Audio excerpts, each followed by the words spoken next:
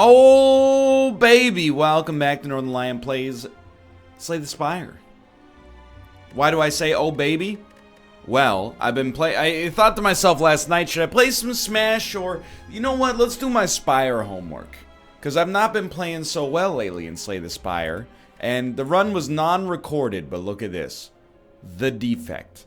Victory Ascension level 20. 30 minutes, 22 seconds. All this proves is that I have the capability inside of me to do this. How did we win?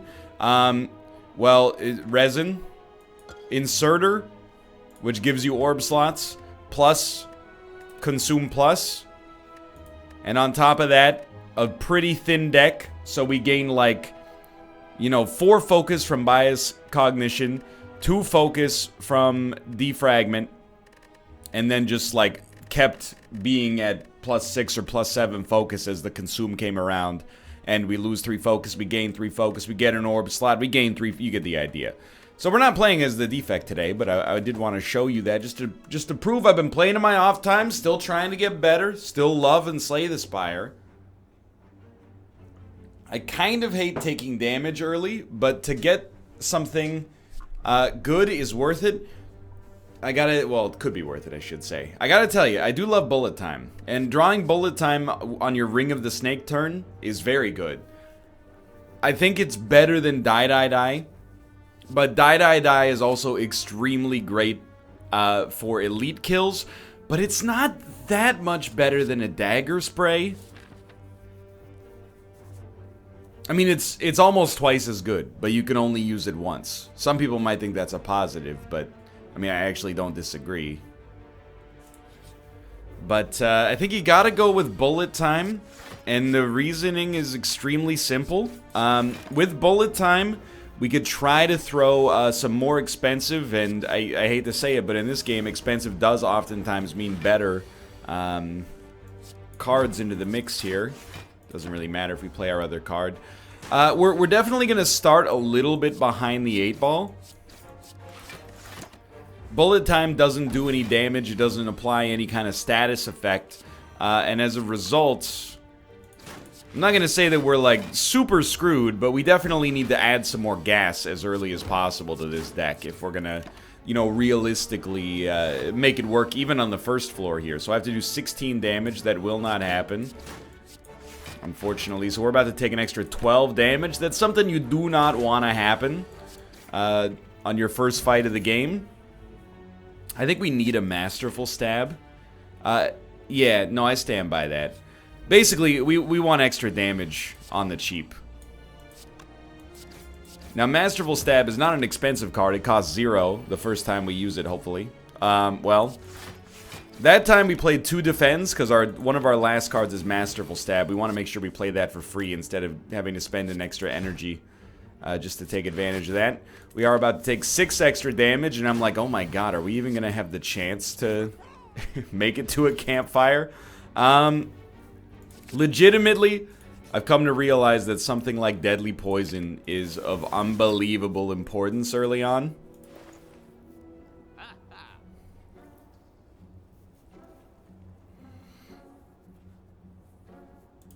Why Finisher?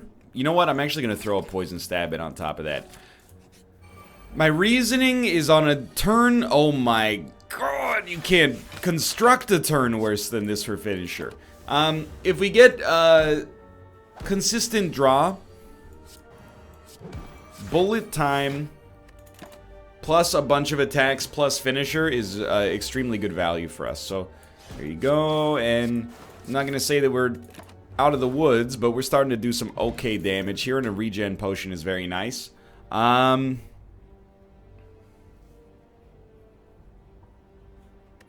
I think we need a skewer. I don't really want one, but just for raw attack damage, I mean, I think that there's a pretty good case to make there.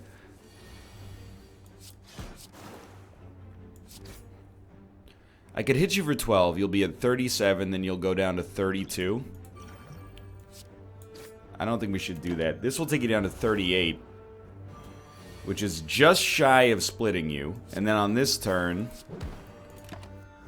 make you split a little worse. We're trying to gain HP off of this fight. Via the regen potion, so that we're a little bit more confident for our elite fight. We do suffer from an AoE related context right now.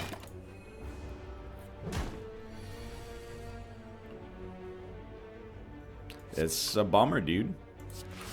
Hit me for 4, and I'm going to apply 5 poison instead of 7 damage. Keep in mind, we can always, if we get advantages out of it, we can always play Skewer for 0. It's not going to be my first choice, but that's okay. And we definitely want a Dagger Spray for AoE, although a Masterful Stab is another interesting choice for sure. So this is a very, very, very strong first turn, I think. To do like 35 damage, very nice. Neutralize is pretty huge, and then Skewer on top of that. Realistically, he could die next turn. He has no chance to die this turn.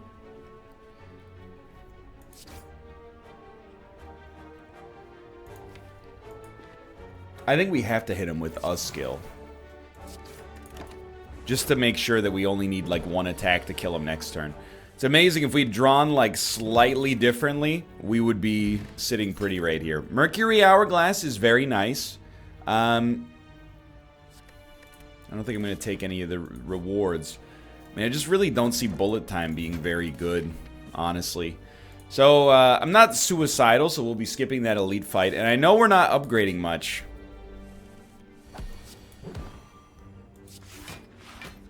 Is that a good idea? It's probably indicative of things not being in a great position right now, and I would, you know, stand by that reasoning. Who's our boss, anyway? So the Hexaghost is probably the ideal boss for us. I think if we can coast in on 30 HP, we'll be feeling okay going in. A Caltrop's bodies him pretty hard and is very useful against a variety of other enemies as well. It would be for the best for you to just die before you can impact me. I was really hoping to draw Skewer, but let's see. 6/6. Oh, I mean, you're quite literally dead. 2 weak potions as well. So I think we want a Riddle with Holes, and the whole thing, I know we've added way too many cards to make it likely. But the whole thing with that is, if we can get a if we can get a Riddle with Holes and a Bullet Time on the same turn, we're going to be super pleased. 29 HP, I think it's still fine for the boss fight. If 30's good, 29's okay too. I definitely, you know, having added 0 blocks, I don't love a dodge and roll without any extra focus. Honestly, this might kill us, but I really think if we don't get the kill, or if we don't do something to amp up our chances of beating this boss, we're going to lose anyway.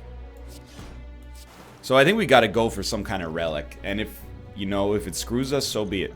So this should take off, it'll take off 10 damage, which means we'll only have to block once in order to live. We'll probably have to rest. It looks like we're likely to have a more defensive turn next turn, so I'm going to try to play that up a little bit here and stay a little bit more defensive on my own as well.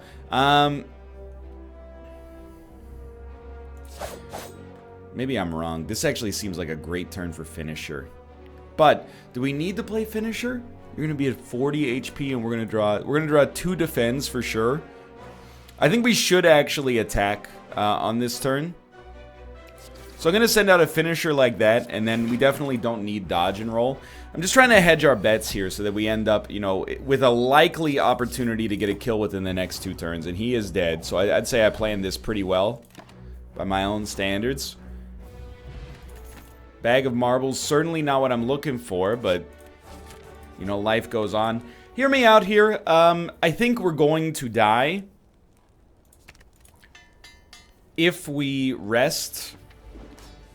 So I would rather, as ridiculous as it may sound, and I recognize the ridiculousness of this, but I think we go for broken. We just take the upgrade instead in the hopes that it'll be more meaningful for us moving forwards. You know what I mean? Like, having an upgraded Caltrops, we're taking a lower chance to succeed on the boss fight with a higher yield if we actually are successful on the boss fight. But it's not going to be easy by any stretch. You're still going to do 8 damage, which is unfortunate. We're going to start to take our own damage here for the first time, which is going to make Masterful Stab much harder to play. Not to mention we still got these burns just sitting here. So 6 block is perfect. And I think we want to extend Poison and Masterful Stab. For 1, still pretty good. Just going to say this will be a great turn to do a lot of damage, and I think that's our best option right there. 18 damage is very bad. 12 damage is I mean, certainly not good. But we will live with 3 HP. And a very real chance of actually killing him. Wow. Alright, well, I feel a little bit better about this now. This is a tough one. Without a well-laid plans, I think the only card I consider playable and useful there is the obvious one. We went for Malaise. No energy relics. So I'm going to go with Eternal Feather. I think we're going to need the HP. Right now, we're very close to healing for 15. Again, second floor, especially barring great AoE, we're going to do as much elite dodging as we can. This guy's a real problem.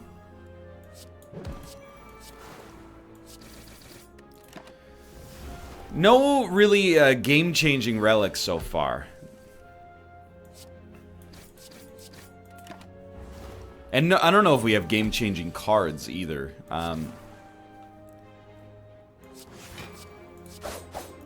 I say that not to be dismissive of our chances, but merely, in my opinion, to be like, you know, aware of the fact that I'd say our chances are not particularly strong right now.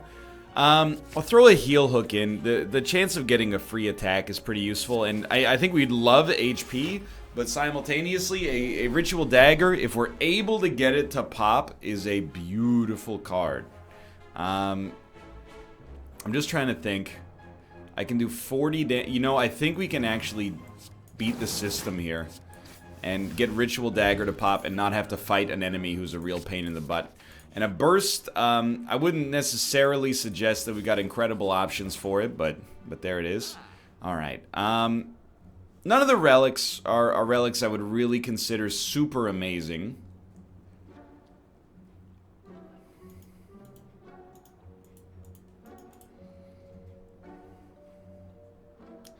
I understand Choke, for sure. We were never going to take Runic Dodecahedron. I think that it kind of sucks. I think Happy Flower for some kind of benefit is useful, and, geez, I don't know, man. I mean, start cutting these basic strikes, I suppose. So you're saying there's a chance. So, this is what you want.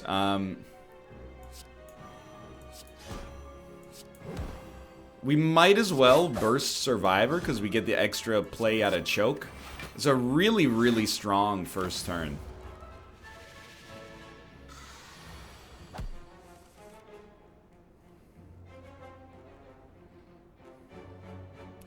Followed by a turn I would not consider that good. So I'm not gonna be greedy, actually. We're just gonna do it like that. We get extra energy this turn. Keep that in mind. Will we need it? There's always a chance. So that was on the house. We need to do 13 damage. This is 7. This is not going to be enough either. Well, we do need to put up blocks. So let's start here. And then I really think you would probably just toss in a Malaise after that. And that leaves us in a relatively good position, honestly. Take 1 damage. This fight has gone pretty well. And I'm kind of, you know, reconciling this in my head that we're low on HP, but the floor has not gone badly so far. Without energy, I don't think we can afford to take an acrobatics. And this is really, you know, I think we have to start investing in the run. I think we have to start making the deck better. If we're going to have any chance to pull out of this you know, fairly dangerous situation. I think we gotta do that. We'll be down to like 48 HP if we do this. I love the bites. You know, I'll stand by it. I think 46 HP, my bad. But it does make it easier to get the full HP, which would actually make Runic Dodecahedron much better, but, you know, that train has sailed. No, it's definitely not worth it. I'm gonna try to get this Ritual Dagger to pop. The idea being, and I don't think it's terribly misinformed, if we can get Ritual Dagger to pop off, it could, on the second and third floor, it could kill an enemy in a single hit. I don't even care about it getting to the point where it's like dominating enemies. That doesn't matter to me. I just want to get to the point where I am, you know, not dying. And actually, you know, it's not really a great play, but I would like to power it up. So, you know, when I said I didn't want to power it up, that the lie detector test has determined was a lie. Certainly, let's weaken. So he's doing 18 damage. We can remove 3 strength from him. He will do 9 damage. I'm willing to go there. We'll take 6 more. He's dead, never mind. I really wanted Ritual Dagger to get back around.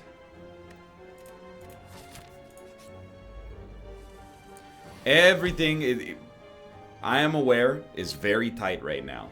I don't think this is your choke run. I think this is... What you want to do is kill this guy, leave this guy alive, and just feed off of him. To put it in the most menacing way conceivable. You're doing 13 damage. I think I'm going to actually set you up for a heal hook. Okay, so we still have 2 energy left. What would I do with that 2 energy? Honestly, again, the feed is pretty important here, in my personal opinion.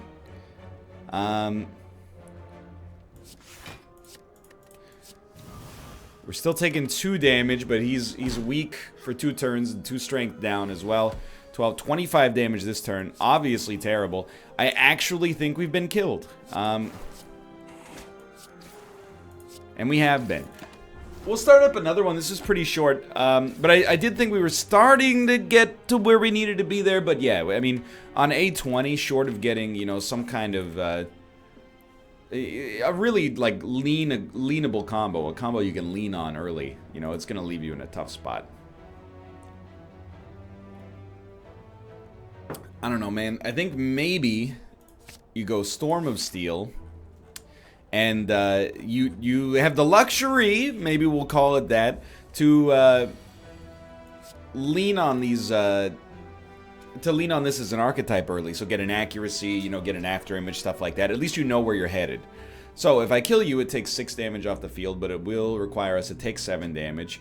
If I weaken you, there's 15 damage on the field. This is like, I almost never approach this fight in this capacity, but we do take 0 damage. Next turn, there's 18 damage on the field, which is, I mean, we could still get around that. The hilarious thing is I can't kill you and play a survivor. So, I don't know. Sure, let's do it. It's funky. Now they're doing 14 damage. And I think we've finally hit our window. Defend? No. I mean, I'd rather not take 8. But I can't kill you with 3 shivs. Strike, Storm of Steel. Yeah. Dude, the optics of this are so bad. Well, we'd rather take 8 than 9 damage. So how do we do that? In the end, it's not that bad. I just, you know, if anything, I am a victim of my own hubris, being too greedy, thinking somehow there would be an opening of a turn where we could get through them here, but not the case. You can see very clearly one enemy, no hassle whatsoever. It's just the fact that there's two that's a problem at all. We're going to operate under the assumption we're going a little shiv heavy. I actually appreciate that a great deal. That was huge for us. I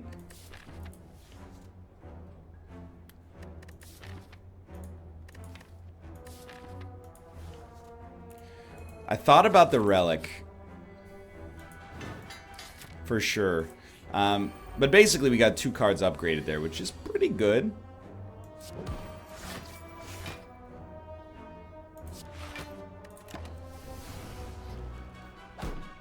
I don't know what we're going to upgrade first, but, I mean, it feels like it basically has to be Storm of Steel. Because right now, it's not that the card is unplayable. I don't think that's fair. But it's very hard to play on a... when it's only going to give you 3 or 4 shivs, depending on the way that you've chosen to approach it, right? So... We need something that makes it better, and I will still take a Masterful Stab. I don't think that's been the reason that things have been going a little funky. We're going to fight 1 elite. This does 16 damage.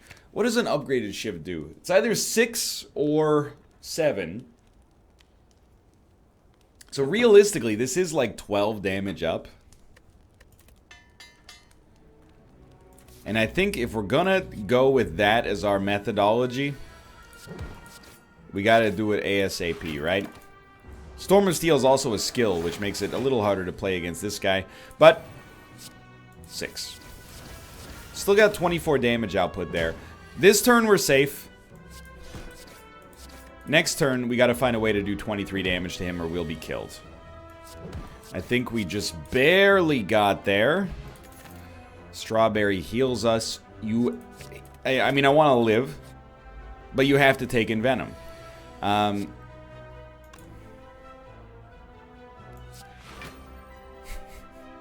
think I'd rather just put the 15 damage out there than go for Envenom. And the reason you have to take Envenom is because it works so... it makes Storm of Steel so much better. Is really the long and the short of it.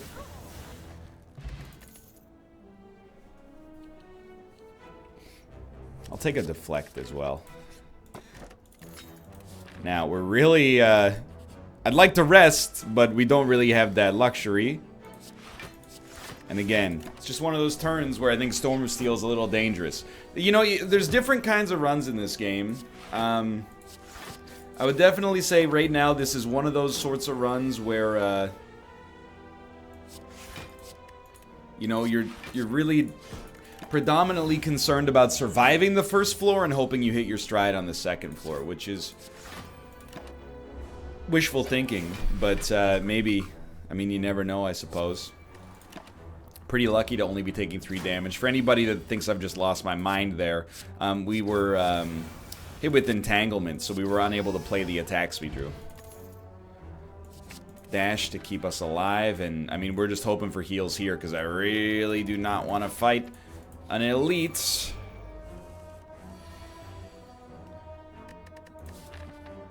Well, the Hexaghost is merciful, but we have to live long enough to get there. So Envenom, I would definitely not consider a good choice. I would love to draw Dash and Masterful Stab. So I'm actually going to, like, cut this, cut this, cut this, and cut this. We got Deflect, which is pretty good. We can also draw 3 more cards. Masterful Stab plus Pen Nib equals you're dead. 13 damage on the field. So somehow we got there. And Dash is another kill next turn. Alright, we had to use 2 potions, but those are not the kind of potions where you would, you know, you cry for them. Let's be honest. We got a potion back as well. I'll take another deflect. I'm very concerned with where we're at. May I also suggest, I'm very impressed with the fact that with this little HP, we've survived for so many nodes in a row. You know, we've been in the thick of it for quite some time. And yet, you know, here we are, still alive. I really, well, we do have a path to beat the Hexaghost, honestly. Cloak and Dagger just is the Shiv archetype, if we can make it work. We do have a path to beat the Hexaghost. Now, do we pop regen here? I would rather pop it at the start of this fight, just so he doesn't get too strong. You know you're hitting him there. So that takes us to 18, and we can hit you one more time. The path is you play in Venom.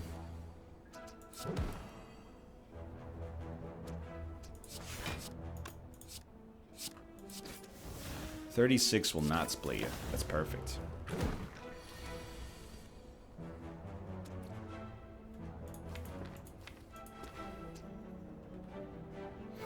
I mean, it's very nice to do 16 damage to you. Pen Nib next turn, hopefully, just is a free kill. 16 damage, huh?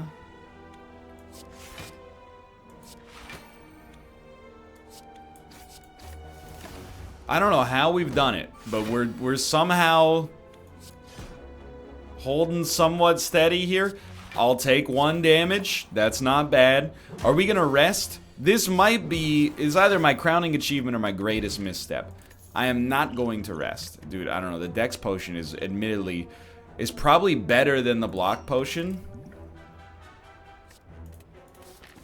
What I'm going to do instead is ensure that we're able to play in Venom when it pops up, because I really do think it's our win condition. And we are going to pop this immediately, because our HP coming into the fight is what determines how much damage he does, I think. And this is a pretty good first turn from the perspective of, you know, what we're trying to do. We also have a Pen Nib available. He's doing 12 damage. Not bad. Okay, maybe, just maybe, there's something happening here.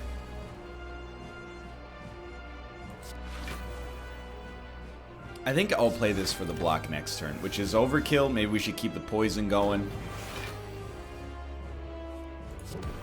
8 damage. Okay, so this time, definitely want to keep the poison going. The regen potion has popped off nicely. As much as I would love to play Storm of Steel, we're going to choose not to on this turn, just because Masterful Stab, we would much rather have it not cost us anything. And you got to remember, every time you take damage, Masterful Stab is going to get a little bit harder to play. So this is the end of free Masterful Stab, unfortunately.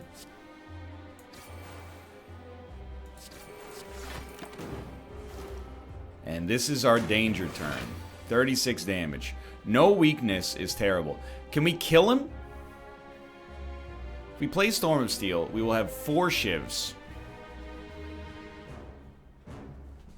It certainly will not kill him. It's 24 plus 4 poison damage. So I think instead we'll definitely play Deflect. Definitely play Dash. 37 HP.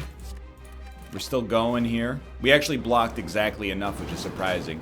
We still have the burns to reconcile, but just seeing, are we alive? Yes, we will live on this turn. 6 damage. I'd rather just play a defend, take no damage, and have you die next turn for certain. Okay, so as difficult as things got there, here we are. Made it. Looking for amazing cards and an energy relic. Look, I mean, I don't think Unload is particularly strong here, but I really, I mean, I struggle with Wraith form, I guess, which I just clicked on out of habit. All right, here we are. But Wrist Blade. Now we have 9 damage shivs from Storm of Steel, 7 damage shivs from everything else. What do we need? Well, like, desperately, a well-laid plans would do a fantastic job of enabling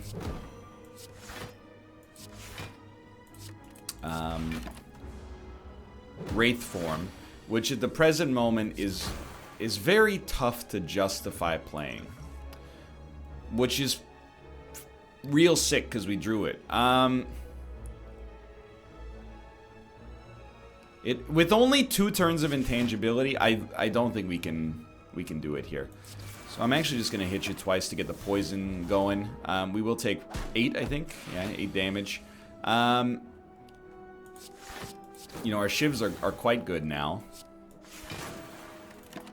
But don't think it was the right turn for them. This guy's not the enemy that we would like to fight, given the choice. 2 more damage. We're working him down, but he's working us down enough to get us in the future, which is a real bummer.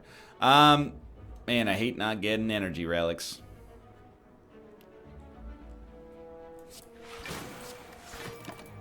One more damage to work him down a little bit more. It's a war of attrition. And you're seeing the potential problems that we're fraught with a masterful stab in our deck here, which is against an enemy like this, pretty quickly it becomes kind of an albatross. We are getting him. It just takes a bit, you know? Even next turn we gotta hit him for 12. This will definitely break him. Perfect, because it leaves us on pen nib for the next boss fight as well.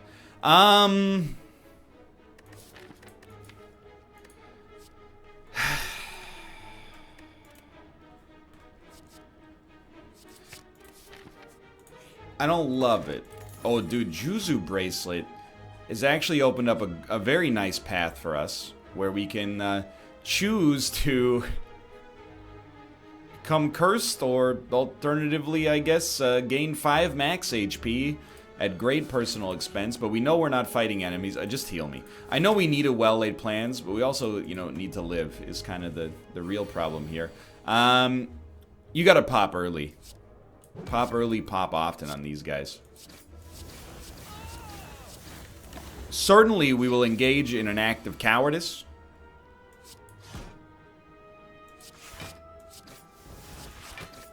I will not be fighting 2 super elites. I just think you should get a reward for beating the first phase, okay? I'm not saying it should be an incredible reward, but a reward of some sort. Now, what do we do here? Well, we got the card we wanted, which is very nice. What the heck else do we have going on here? I don't know, man. Can we roll the bomb?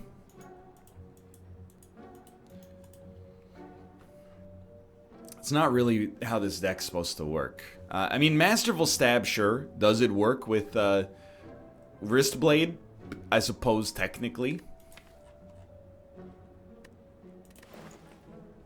I'm gonna go Gremlin Horn Backflip.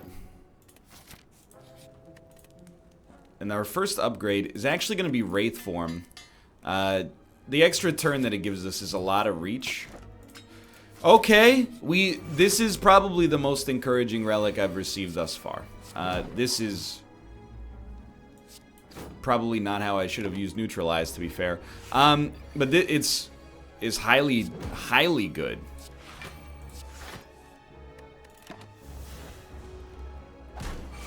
All we need to do, like, Storm of Steel is now basically a strength up. And we have extra energy this turn.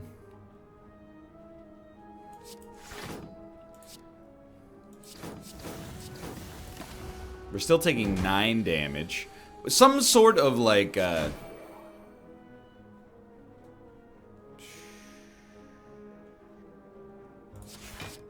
just trying to see. Yeah, we gotcha. Some sort of healability would also be real nice. I don't think a catalyst is what we want here.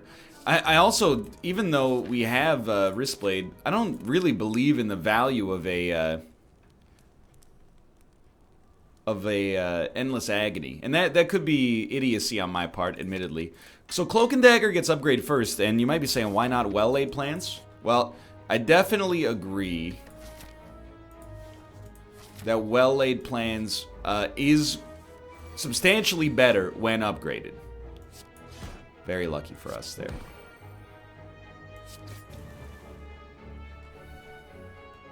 I guess.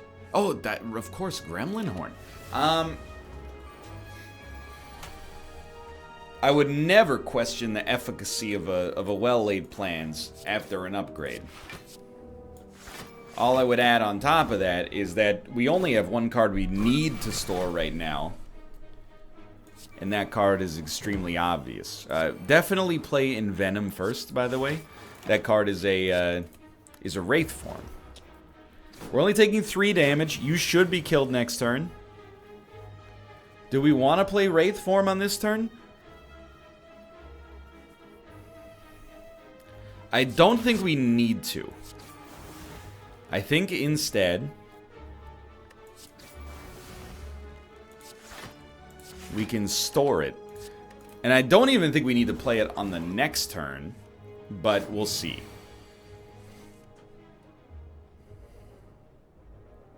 Like, a Storm of Steel is 6 times 9 damage. I'm willing to stake my reputation on that. It's actually better because of Pen Nib.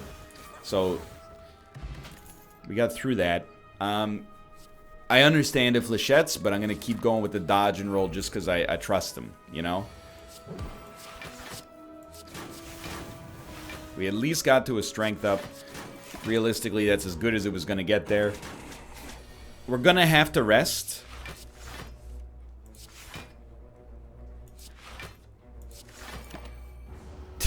Bit of a weak turn, but we got to pick the right time to strike, you know? I think we play it like that and hold Storm of Steel.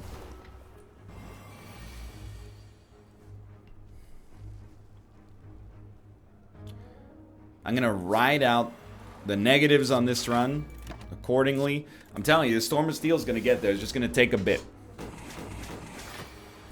Okay, we're not taking damage this turn, which means you could pop on him. Do I care about making him weak? Nah, not really at all, so...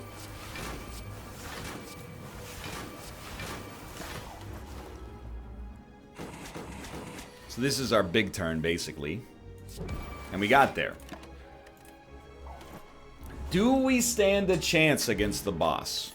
That I do not know. I know for certain, if we're going to, we're probably going to have to rest.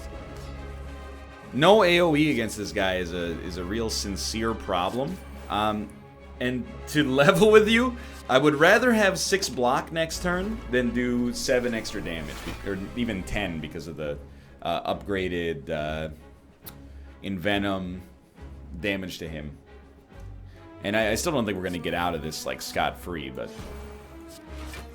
18, 14, okay, so we're going to take damage, but not much. Only 12 or so? I guess that is kind of a lot for where we're at right now.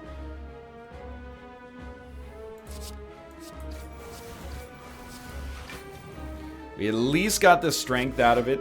We're going to take another 9 damage. Certainly is inching closer and closer to us being in a really dangerous position.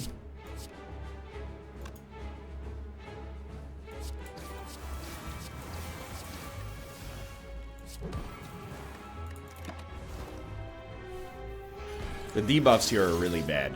But he's not attacking. So now I think I'm not going to say the whole run. But I do think a lot of this run now comes down to can we pop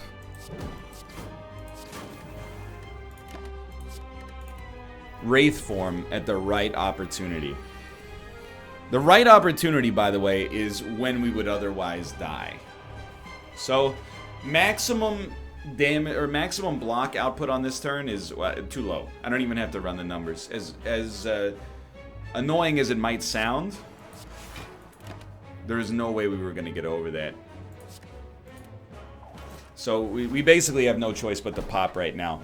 Now, do we start attacking this guy like crazy? I think it depends on what we draw, to be honest. And I think the answer is no. I think we gotta, you know, continue to just play our game. We're at least riding out all the negatives that we would otherwise have, but Yeah, I think we might have... It's not that we popped Wraith Form too early. I mean, we were forced to pop Wraith Form when we popped it.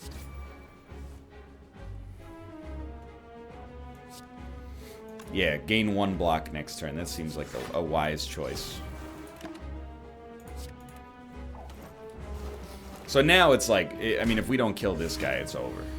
At least he's not attacking. But it's not going to be too long.